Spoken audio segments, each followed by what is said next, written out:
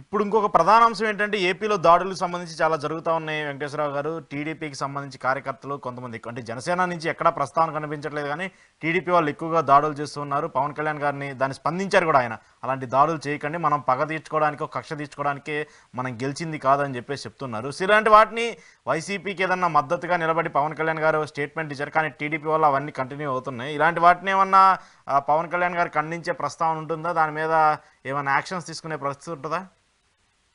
ఖచ్చితంగా ఖచ్చితంగా very next డేనే పవన్ కళ్యాణ్ గారు మీరు అన్నట్టుగా చెప్పారు. ఇది దాడి ప్రతి దాడి లేదంటే కక్షలు కార్పణ్య టైం కాదు. ఇది మాకు ఒక అవకాశం ఇచ్చారు, ఒక బాధ్యత ఇచ్చారు, మేము చేయాల్సిన పనులు చాలా ఉన్నాయి, మేము అదే చేస్తామని చెప్పారు క్లియర్ గా. ఇప్పుడు కూడా చెప్తున్నారు తెలుగుదేశం వాళ్ళు కూడా కొన్ని సార్లు ఆ భావోద్వేగం ఉంటదండి. ఇది కొన్ని సార్లు ఉంటుంది, తప్పదు. ఎందుకంటే అప్పుడు దాకా వాళ్ళు పడినటువంటి ఆ హింస, ఆ మనోవేదన, ఆ మానసిక వేదన అన్ని కూడా ఒక్కసారిగా ఏమైందంటే ఏదో మనం అంటే ఒక పంజరంలో ఒక బలని పెట్టి ఆ పంజరం తీయగానే అది ఎంత స్వేప్ గా పైకి ఎగిరిద్ది. ఆ పైకి ఎగరదని మనం ఆపలేం కదా, వదిలిపెట్టేదా పైకి ఎగరటానికి. అలాగే వాళ్ళు కూడా ఏమైందంటే ఎంతగా హింస పడ్డారో తెలుసండి. మేము ఊర్లో తిరిగి మాకు తెలుసు ఏ రకంగా గత ప్రభుత్వం ఎన్ని రకాలుగా ఇబ్బందులు పెట్టిందో జనాన్ని, ఏ రకంగా వాళ్ళని నిజంగా పొద్దున్నే లెగుస్తామా లేదు సాయంత్రానికి ఇంటికి వెళ్ళగలుగుతామా అన్నటువంటి భయంలో కూడా చాలా ఊర్లో ప్రజలు జీవనం సాగించారు ఈ 5 సంవత్సరాలు. అలాంటి సార్లు కొన్ని సార్లు తప్పదండి. ఇప్పుడు మాలాంటి నాయకులు మేము అడ్డుపడినా కానీ కొన్ని సార్లు అనుకోకుండా కొన్ని ఇన్సిడెంట్లు జరుగుతాయి. ఆ ఇన్సిడెంట్ తీసుకొచ్చే వాళ్ళ ఈయన జగన్మోహన్ రెడ్డి గారు ఏదో సత్యసంధుడినట్టుగా గతంలో అసలు ఏమి ఎరగనవాడిలాగా పోలీసులు లేదా పాపం ప్రజల కోసమే పెట్టినట్టుగా మాట్లాడటం అనేది సిగ్గుసేట్. అది చాలా సిగ్గుసేట్. అది ఒకసారి గుర్తు పెట్టుకోవాలంటే నేను ఏ రకంగా పాపాలు చేశాను, పాపాల పర్యవసానం ఇది అని ఆయన తెలుసుకోవాలి తప్పితే మమ్మల్ని ఏదో గబక్కనేదో బురదల్లేసి అసలు ప్రజాస్వామ్యం ఉందా, పోలీసులు అందరూ ఆళ్ళు చెప్పిన మాట్లాడుతున్నారు. అది నిన్నటిదాకా నీ కదా చేసింది. పోలీసులు ప్రజల పక్కన ఎక్కడ నిలబెట్టించావు? ప్రజల కోసం ఎక్కడ పోలీసులు ఉన్నారు? నీ కోసం కదా. నీ చుట్టూ కాపలా కట్టింది సరిపోయింది, నీ నాయకులను కాపలా కట్టింది సరిపోయింది. నీ నాయకులు ఇవ్వడం వెళ్ళి ఒక దాదాపు సార్ మీరు కేసు పెట్టాను కానీ వెంటనే గబగబా రిజిస్టర్ చేసేసి నన్ను తీసుకెళ్ళి కూర్చోబెట్టే పని అది చేసింది. నువ్వు చేసి వాళ్ళు వచ్చి అది మేము చేస్తామని భయపడుతున్నాం. కానీ చెప్తున్నాను, వైఎస్ఆర్ పార్టీ వాళ్ళందరూ కూడా అభయం ఇస్తున్నాం జనసేన పార్టీ నుంచి. ఖచ్చితంగా మీరు కూడా ఎంత రాష్ట్రంలో పౌరులే, మీరు కూడా ఆంధ్ర రాష్ట్రంలో పౌరులే, మీరు కూడా మాకు ఉన్నటువంటి 5 కోట్లలో మీరు కూడా మాకు సమానమే. మిమ్మల్ని అందరినీ కూడా జనసేన పార్టీ రక్షిస్తుంది. మీరు ఎక్కడ కూడా భయపడద్దు. మీరేదో అపోహలు పోయి అనవసరంగా మాటలు తోలొద్దు. ఈ భావావేశం 4-5 రోజులు ఉంటుంది. ఈ 4-5 రోజుల్లో సరిచేస్తాం ఖచ్చితంగా. ఈ 4-5 రోజులు భావాలు ఉంటాయి అక్కడక్కడ. ఆ ఉన్న వాటిని కూడా మేము క్లియర్ గా మా నాయకుడు పిలిపించాడు. ఎక్కడా కూడా అలాంటి చేయొద్దని చెప్పాం, దాడులు చేయొద్దని చెప్పాం. మీరు హ్యాపీగా అందరూ రాష్ట్రంలో బతకండి, ఎక్కడ పారిపోవాల్సిన అవసరం లే. ఎందుకంటే మీ నుంచి భయపడ్డారు జనం. మళ్ళా వైఎస్ఆర్ పార్టీ అనే పార్టీ గెలుస్తాం ఈ రాష్ట్రంలో. గెలిస్తే ఈ రాష్ట్రం నుంచి 2-3 కోట్ల మంది అండి ఉన్నటువంటి 4.5 కోట్లలో 2-3 కోట్లు బయటకు వెళ్ళిపోయేవాడు.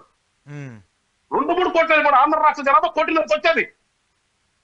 అట్లా వాళ్ళు చేశారు, అట్లా ఆ రకంగా భయపడ్డారు జనం. అందుకని ఇవాళ వాళ్ళు అనుకుంటున్నారు. కానీ ఎక్కడ మళ్ళా చెప్తున్నారు వైఎస్ఆర్ పార్టీ నాయకులారా కార్యకర్తలను మీరేం భయపడద్దు, మిమ్మల్ని జనసేన పార్టీ ఉందో రక్షిస్తాం, మా వాళ్ళని రక్షిస్తామో మిమ్మల్ని కూడా రక్షిస్తాం, భయపడాల్సిన అవసరం ఏం లేదు. నిన్న జగన్మోహన్ రెడ్డి గారు ఒక కామెంట్ చేశారు, ఇక్కడ అసెంబ్లీకి వెళ్ళే పరిస్థితి లేదు, అసెంబ్లీలో మనల్ని మాట్లాడిస్తారో కూడా నాకు నమ్మకం లేదు, సో మండలిలో మీరే కొట్లాడాలి, మనకి ఎమ్మెల్సీలో స్ట్రెంత్ ఎక్కువ ఉంది, మనకు బలం ఎక్కువ ఉంది కాబట్టి అక్కడే మాట్లాడాలి, అసెంబ్లీలో ఉండే మన పరిస్థితి ఉండదని చెప్పేసి నిన్న జగన్ గారు కామెంట్ చేశారు. సో అసెంబ్లీలో జగన్మోహన్ రెడ్డి గారు వస్తారో లేదో ఇప్పుడు ఒక పెద్ద ప్రశ్నగా ఉంది. ఆయన అక్కడ ప్రమాణ స్వీకారం చేస్తారు అసెంబ్లీలో, లేదంటే స్పీకర్ ఛాంబర్కి వెళ్ళి ప్రమాణ స్వీకారం చేస్తారనేది కూడా తెలియాల్సి ఉంది. సో ఈ నేపథ్యంలో ఇంకా ప్రధాన ప్రతిపక్షంగా ఉండాల్సింది మీరు. జగన్మోహన్ రెడ్డి రాకపోతే ప్రభుత్వాన్ని ప్రశ్నిస్తారా, ప్రభుత్వం చేసే తప్పులను ఎండగడతారా? ఎందుకంటే జగన్మోహన్ రెడ్డి గారు చేసిన తప్పుల గురించి మాట్లాడినప్పుడు కౌంటర్ ఎవరో ఒకళ్ళు ఇవ్వాలి కదా, ఆ కౌంటర్ ఇచ్చే జనసేన అయి ఉండాలి. గతంలో జగన్మోహన్ రెడ్డి గారు తప్పుల్ని ప్రశ్నించిందే మేమండి, ఎదిగి చూపించింది మేము. అలా రోడ్ల మీద పోరాటాలు చేసింది జనసేన పార్టీ. సో ఇవాళ చెప్తున్నాం, జగన్మోహన్ రెడ్డి గారు ప్రశాంతంగా అసెంబ్లీకి వచ్చి ప్రజాస్వామ్యాన్ని గౌరవించాలి. నేనేమంటానంటే ప్రజలు మిమ్మల్ని గెలిపించారు పులివెందుల నియోజకవర్గం నుంచి. ఖచ్చితంగా మీరు వాళ్ళు మిమ్మల్ని గెలిపించినందుకు మీరు ప్రజాస్వామ్యంగా ప్రజాస్వామ్యం గౌరవం గురించి అసెంబ్లీకి రావాలి, మీరు అసెంబ్లీలో ప్రమాణ స్వీకారం చేయాలి, మాట్లాడగలగాలి మీరు అక్కడ కూర్చుని. అంతేగాని ఇప్పుడు మీరు పోయినసారి మీరు చేశారు కాబట్టి మళ్ళీ వీళ్ళు చేస్తారు అదే అంటుంది. మీరు చేసినవన్నీ వీళ్ళు చేస్తారని అనుకోవద్దు.